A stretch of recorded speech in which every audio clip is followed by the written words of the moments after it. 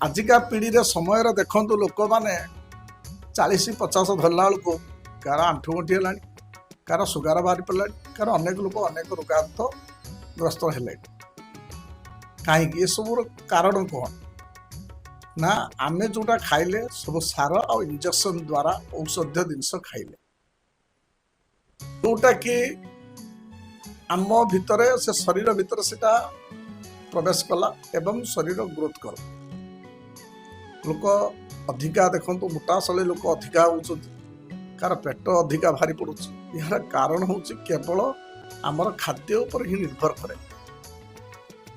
गोटे जड़े जदि मनीष चाहब दिन को 5 लिटर पानी पीब एवं फल आहार कर बची पार